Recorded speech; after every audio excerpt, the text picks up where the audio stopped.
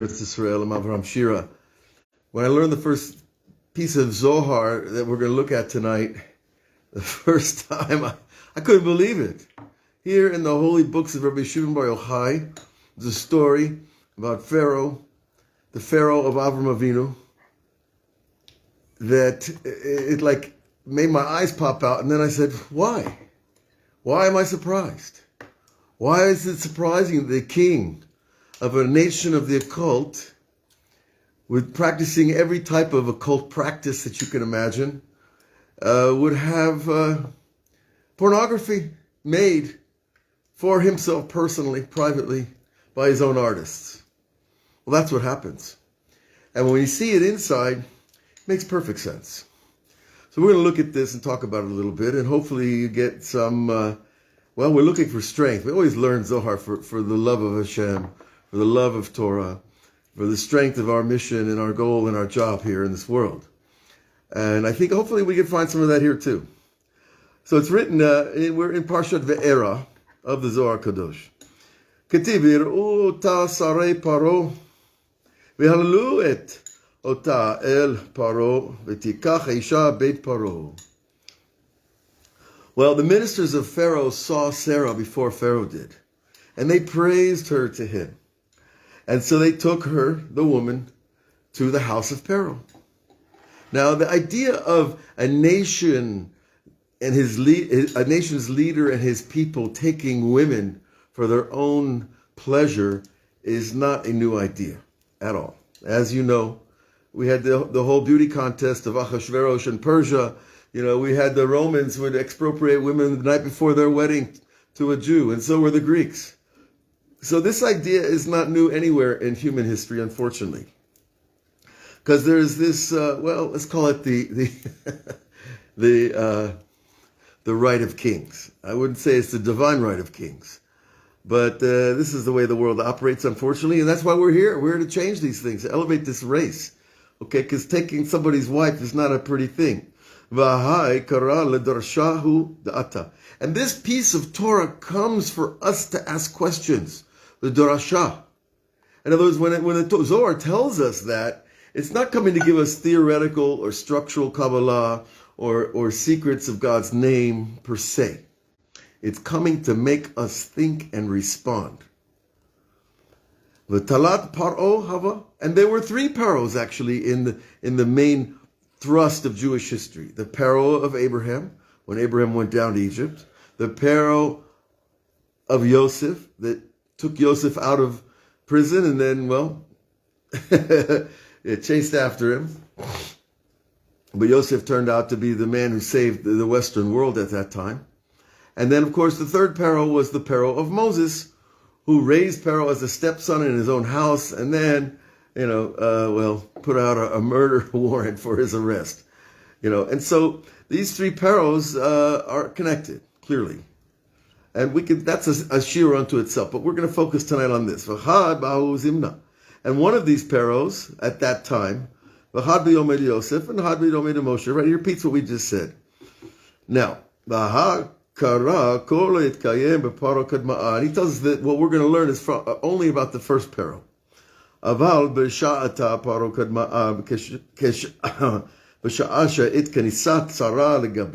When Sarah got to the palace of Pharaoh, he made a sign to his artists and ordered a painting made of her.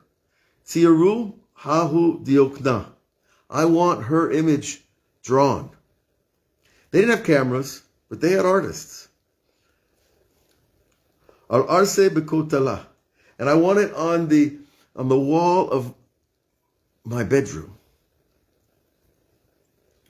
Interesting. It's not going in the throne room. It's not going in the dining room. It's not going in the art room. It's going in Pharaoh's bedroom. Velona, and he was all excited and full of anticipation. Diokna de Sarah benesiru. When Sarah's painting was ordered.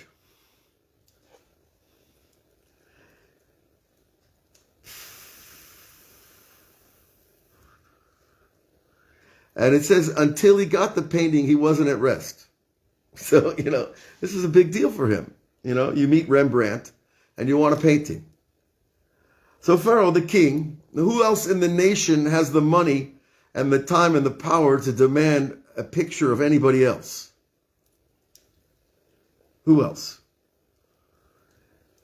And it was made on a wooden platform. So there wasn't canvas, it was made in wood.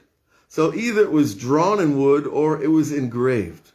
Now engraving implies a three-dimensional aspect to the picture that's different, but it's not clear by the Zohar what type of art was actually performed. But it was made on this wooden tablet. And what happens? And when he went to bed. Now it says Allah al mitato. So it tells you Pharaoh's bed wasn't a regular little bed you buy at the furniture store. Right? He had to walk up steps probably to a high platformed bed with a big, beautiful, covering over the top, etc. He took that picture with him to bed. That's strange. Why does the Zohar tell us that? What does it expect us to think?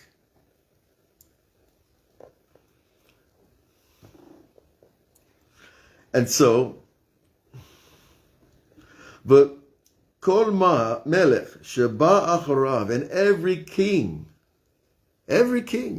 of Egypt that came after him, haya ro'eh oto diokan, mitziyar b'tziur. Every king after that Pharaoh also saw that picture of our foremother, one of the greatest women that ever lived,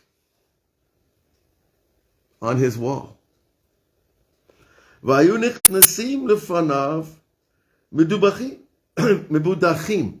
And the jokers, the jesters, the comedians would come in once in a while, because Pharaoh was probably a depressed guy.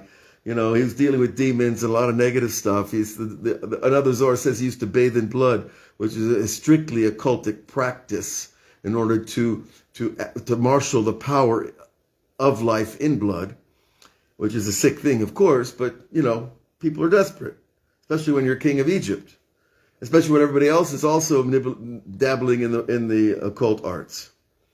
And so the comedians would come into Pharaoh. And when he went to bed, he would have pleasure with this picture.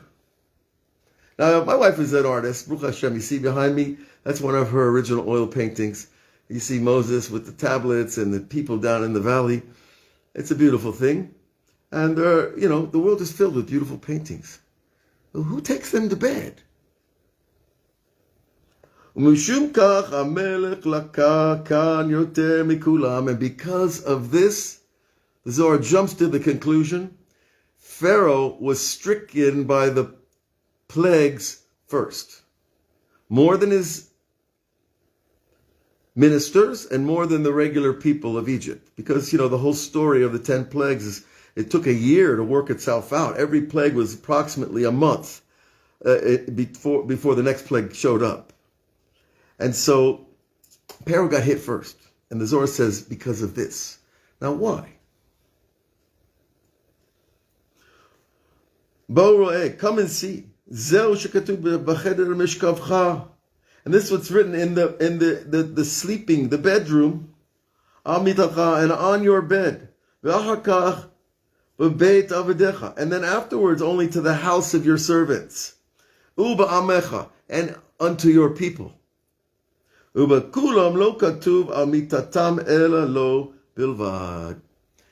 it only says about Pharaoh that he took this painting or this engraving to his bedroom and took it with him into bed. Now, my friends, when I read this, it just clicked.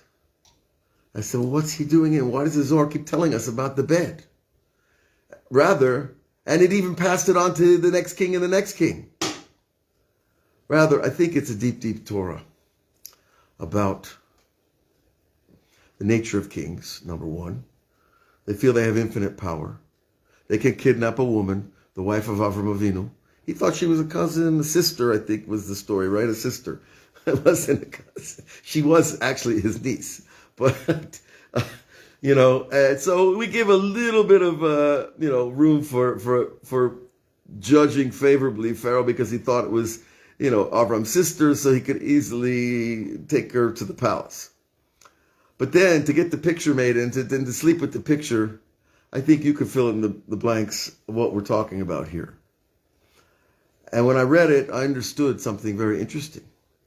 That back in the day, before cameras, before videos, before anything of that nature, they only had artists that would draw and paint and sculpt and engrave. And if you wanted something of that nature, you had to have a lot of money. And it teaches me that Pharaoh had this power and this ta'ava, this lust, for essentially who was the princess of the Jewish people, the queen of the Jewish people at that time, which is not unusual in the annals of kings and queens either. They all had their paintings done. But it wasn't, I think most of them weren't done in a case of kidnapping and deception, where God brought down a plague of boils onto the Egyptians. So, the pornographical element here is clear. And I think the Zohar is always trying to keep the language as clean as possible, because that's the nature of Torah. The Torah expects us to use a tiny bit of imagination to understand these things, to go there. But I think for our age, in what Rabbi Nachman called a flood, a deluge of Zima, in his language, the language of Torah, Zima literally means pornography and all the offshoots of what they now, euphemistically call the sex industry, which is just basically, the proliferation of prostitution at every level of society. You see that it starts at the top with the people that have the money. Now you think back 40 years ago, 50 years ago, 70, 100 years ago, these things were not available like this. It was very, a select few of people that really had pictures and photography of this nature. But it starts at the top with the people that have the money, that can pay for it themselves. And then it slowly spreads down and down and down and down until kids in junior high school or wherever, God forbid, have access to this material. And we understand that the Zohar is also teaching us about the exile of the Shekhinah, of course, because the Shekhinah was always with Sarah Imenu. And that when Sarah went with Abraham down to Egypt, that was a sign of the exilation of the Shekhinah. The divine presence was taken into exile, which has been part of our story the entire way 4,000 years later. That the Jewish people have this gift, this presence, and we see it on Jewish women especially. This quality of grace, of Chaim, that Esther was described as everybody who saw her thought that she was from their country. Now how could that be? Whether you're from Africa or from China or you're from Europe, she looks like she's one of ours because her beauty had that transcendental quality. And I think that's part of the thing that the Pharaoh is going after. And I think that's part of what we need to understand about a woman's beauty, because elsewhere the Zohar teaches us a very deep thing, that when a person looks at a woman, it's taking away from his olam haba. Now why? Now the idea of the looking is we're not talking about somebody who just happens to see somebody who's attractive, but rather it's teaching us about the idea of the pleasure that a person takes in this world can take away from the pleasure he will receive in the world to come. And it's interesting because all that pleasure is accessed through the eyes. And the Zohar says elsewhere in the Kabbalah, repeats and explains in detail that the pleasure of the world to come is chiefly through the eyes. Because there's nothing to smell in hyperspace. There's nothing to eat. There's nothing to drink. There's nothing to touch because it's all non-physical. The true pleasure is the pleasure of the eyes. So that means that's why the eye is considered the most, in halakha, the eye is the most valuable organ in the body. Of course, you need a heart and a brain, But in terms of damage done to your hand or to your foot or to your eye or your mouth or your nose or your ear, the eye is the most valuable. And so the idea of the power of the eye is the access to pleasure. And the more access to pleasure, the cheaper it is. And it starts at the top, it comes down and down and down until we live in this flooded world. And I don't think enough needs to be said about this, but I think, as a parent and as a grandfather, it's a terrible plague. It really is. And I think that we have to do what we can for ourselves and our families and our communities. And, I'm not a high-tech expert by any means, but there must be some way, with God's help, that this plague can be controlled. But when we understand where it comes from, we can understand a little bit, we don't want to be the victims of other people's lust, right? We don't want to be the victims of other people's lack of self-control and the lack of respect, because it all comes back to power and respect. Pharaoh wanted Sarah so bad, he was willing to kidnap her, have her image drawn, and leave it over for generations. Because the idea of power is the access to pleasure. If you have power, more access to pleasure. But it's a fallen pleasure. It's a disgrace. It's a degeneration. And unfortunately, the Jewish people have a grace, have a beauty. And if you look at the list of actors and actresses in Hollywood and how many are Jewish and how many are extremely attractive people, physically at least, if not also their personalities, then we understand that there is something special going on with our people, and we have to own it. And owning it means taking responsibility for elevating it. Responsibility means I guard the gifts that God gives us. And that means our beauty, our mind, our heart, our bodies, all of it is a gift from Hashem for us to use to purvey information into the world about the presence of the one living God. And why not have the most beautiful, talented people being your representatives?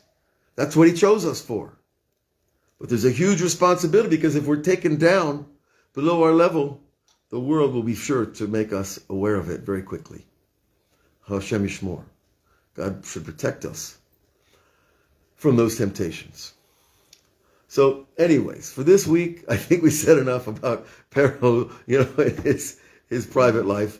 But I think we can all learn from this. The sanctity of the human being is what we're here to find and discover and to guard and to elevate. And without that sanctity, life becomes a very spurious experience. An experience that we don't even want to know. But with the holiness, with the true value of each individual part of ourselves in our lives, then life becomes something else altogether, becomes a divine experience. God bless you all. Should have that experience this week. Discover in yourself your own spark of divinity and dignity, and you'll have true joy. Shabbat, Shavua Tov, and we'll see you next week on Patreon, on YouTube, Facebook, Insight Timer, Web Yeshiva, wherever it's happening. God bless.